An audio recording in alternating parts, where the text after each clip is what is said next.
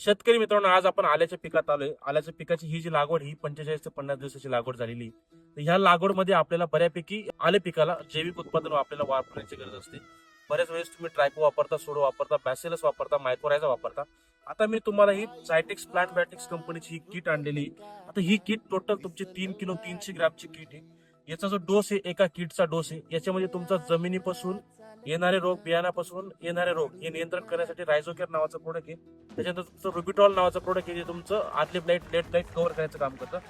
त्याच्यानंतर ग्लोरी जे आहे तुमचं मायक्रोरायझा, म्हणजे 3000 IP मायक्रोरायझा आहे.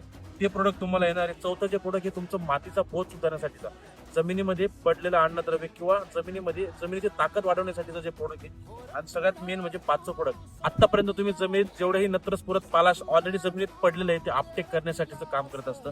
तर शेतकरी मित्रांनो, झायटेक्स प्लांट बॅटिक्स या कंपनीची PB किट 65 आपल्या अद्रका पिकासाठी अवश्य वापरा, जेणेकरून तुमच्या अद्रक पिकाला खूप चांगला फायदा होणार आहे.